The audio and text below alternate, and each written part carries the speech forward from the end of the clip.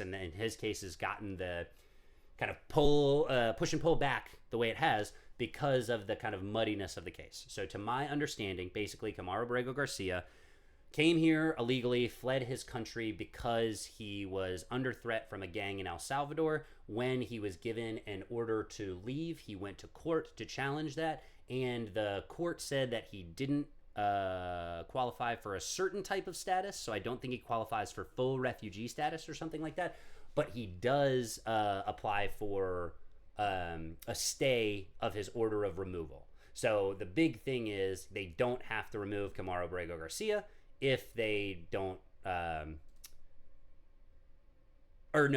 court deemed it was, even though they didn't give him the, what's it called? I'm so sorry, I'm blanking so hard.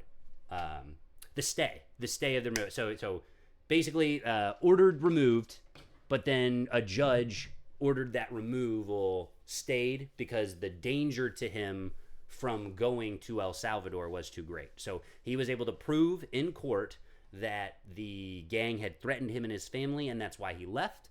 He wasn't able to secure the official status, but he was able to secure his legal right to be here. Maryland father, a resident of the United States. The real issue is, the biggest problem is, this person was removed in error by the administration, but the main thing is without that due process. So if Kilmar Abrego Garcia would have gone to that initial court hearing and the judge had heard the evidence and said, this is not good enough evidence, we cannot grant your refugee status, but we also, I said refugee. I am so sorry. I apologize. Asylum. He was seeking, I believe, a relief of asylum. I apologize. Now, correct.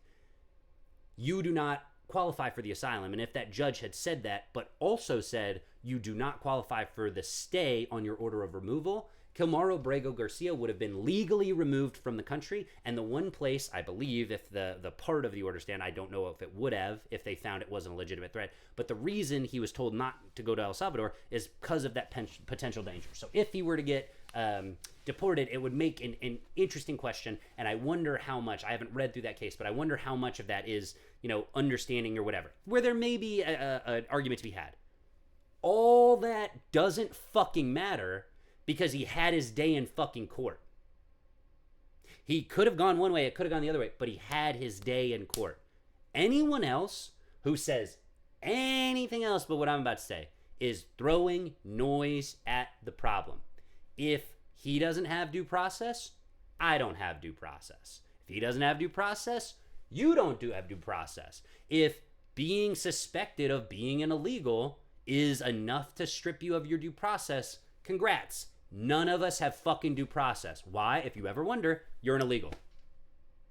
That's why. If we ever had a debate on it, if I ever get a maggot on here and they start talking about it, if you ever think you're going to have a legitimate point, just know that's what I'm going to say. I'm going to say that I think you are illegal. I'm not going to actually snitch you out because I'm not a terrible person. But I want you to understand that that will be my point, is you have to prove, and you don't get your day in court to do so, you have to prove to me that you're not illegal, and I really think you are. You spoke Spanish around me that one time, and you looked at me funny that one time, and I don't know, your name is like John McCarthy, and so I'm just gonna hit you with an accusation because that just kind of goes with the times. Why not? That is enough under this setup. This is not the America that we grew up in. This is not, maybe not all of us grew up in, because what I've been reading about civil rights and the civil rights movement, the reason for it, there are people who were treated this way. There were people who were denied their due process. There were people that were treated this way. And we rose up and changed something about it because it is fundamentally un-American to do that. What do we not understand? This is what you won't hear in mainstream media. Not to say that I'm special or anything. Literally, just some asshole in Colorado. Why the fuck do I know about this? Why the fuck do I care? Why is it so important? Why, if you really want to know the fear from some other people, you don't want to hear it from me. You want to hear the fear from people who know what the fuck they're talking about, not just some asshole. Go read Justice Sotomayor's dissenting opinion in Trump v. United States. With fear for our democracy, she says, I dissent. Why is she afraid for our democracy? It's not just me. Do you see that in the Times? Have you heard that quote? Do you care? These are important questions, and I only really, will hold you to that last one. Because if you care, then you probably should change things up if you haven't seen this stuff yet. If you're not worried about a Kilmar Abrego Garcia, you will be the next one. Not necessarily, but you absolutely could be, and there is no way that you could prove that you are not. That is why we have due process. That is why the founders were afraid of the abuses from a federal government that would form and take the place of a monarchy, take the place of oligarchy, take the place of Britain. We wanted to set a means by which everyone would understand that they had certain rights. We have the Constitution and the Bill of Rights to understand that these negative rights afforded, these things won't be taken away from you. And then these rights that are afforded to you are specifically named. You have the right to free speech. You have the right to press. You have the right to... One of those things is due process. One of those amendments is your due process, is the right to not have unlawful searches and seizures, like in this one. Department of Homeland Security admits they had the wrong house after raiding U.S. citizens' home. Federal immigration agents raided an Oklahoma family's home and seized their belongings. I heard it was their life savings. The intended suspects had already moved out 2 weeks earlier. Federal officials have stood by the April 24th incident, which comes as immigration raids have ramped up across the United States, sparking renewed debate over enforcement and community safety. A woman and her 3 daughters said they were treated like, quote, criminals, unquote, when roughly 20 armed federal agents raided their rental home in northwest Oklahoma City. The woman, who is not named, told KFOR the agents tore apart every inch of the house, seizing their phones, laptops, and life savings in cash as, quote, evidence, end quote. I'm not going to read the rest of this shit because it's just going to make me mad. But they are standing by it, and they are saying it's somebody else's fault, whatever. It's not their fault. We're not supposed to do it. That we're doing the right thing because we're stopping these like really bad things. This is what you'll get when they raid your home. You, and not to assume too much about my audience, but you, non-person of color, if you are, you don't have to worry about it now, but you should be worrying about it for the future. As the quote goes, they came for the socialists, and I did not speak up because I'm not a socialist. They came for the trade unionists, and I did not speak up because I was not a trade unionist. Then they came for the Jews, and I did not speak up because I was not a Jew. And then they came for me, and there was nobody left to speak up for me. You fight on the margins of things because it's important that every person afforded these rights gets these rights.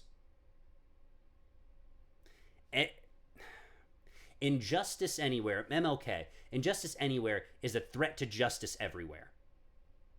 How can you allow a portion of the residents of your country to be denied the rights afforded to them and not think that you will eventually be losing your... By what thought process, what right do you think it is so special? It's all a bunch of shit on paper unless we believe in it. And honestly now, unless we are willing to fight for it, it should just be shit on paper. If we Americans don't care for the things that when the founders put these together, this is what they cared about. Being taxed without representation, having somebody else have this undue control over you, and then not having any sway of it, having the ability to control your own destiny. Do you feel like you have the control of your own destiny when you can be shipped off without due process and already be in a CCOT, be in basically, let's call it what it is, a fucking concentration camp. You'll already be there by the time any of your shit hits court. And even if here's your cold comfort, even if you win, it's not even a cold comfort. You won't get a guarantee that the Supreme Court can bring you back. You have no guarantee. What other thing? They have the means to take you, and they're standing by doing it without a warrant, or taking your things without a warrant. They can break into your house without a warrant. That's what Bondi has said. They can kidnap you and then get you on a plane, and then even when that plane is told midway through to turn around, they don't have to. Then they lock you up in the prison, and then the Supreme Court can tell you to come back. You are a U.S. citizen. We need him back. And then the executive can say, all right, well, we tried. Bukele, you want to? No. He said no. Tried our best. Those steps are all possible in today's America. If you haven't woken the fuck up because of it, I don't know what will. Other than yourself being kidnapped. Is that the line? Ask yourself, this is an important question, and maybe this is this section for the Kilmar, Abrego, Garcia, the following. My question to everyone is: if this isn't your line, if a resident of the United States with a legal right to be here being kidnapped and then deported against the Supreme Court's wishes, or I guess not returned from his illegal deportation by the Supreme Court, if that's not the line, okay, I hear you. What is? I'm genuinely curious. Like, I wish there was somebody to bounce these ideas off of. I wish I had something to say more than this, but just the question. This is my new question for you guys. If this isn't the line, that's fine. Where is it? Where could it be if not at the start? Because when he takes another resident that's the same situation, well, that can't be the line because you said the last one wasn't the line. Why would it be 2 legal residents and not 3 or 12 or 70? That doesn't make any sense. You're not making a valid argument. You would either stop at the beginning or pick some time, and then you'd have to have some good reason for that sometime. So maybe you're saying like, oh, well, it's a legal resident, but like only if it's citizens. Like only if it's citizens. Like, okay, so you're telling me if it's a citizen who both his parents are illegal and then they deport the illegal parents and then the kid has to go with them because they're too young. Oh, they could choose to stay at 5 years old by themselves in a country that hates them, or they go back home and now this citizen is being deported. Oh, well, they had a choice. Did they? Now we're getting to these really ones. So by the time they get through these, because they're not just going to come out and say, oh, we're rounding up all the Jews. We're putting all the Jews on the Amtrak from D.C. down to Florida, and then we're going to throw them in the ocean. If you're waiting for that, which I think some people fucking are, you are the problem. Pick your line. My line was a while ago. I knew it was coming a year back. More than that, I saw the extremism on the right taking an ugly turn, and I had my line. What the fuck is yours if not this? Give me what it is so that I can come back to you when you have flipped again and the line that you told me is been crossed a mile ago, and then you tell me, oh, well, my new line is bad. I want to fucking have it on the record for you people. My line has been crossed. What's your line?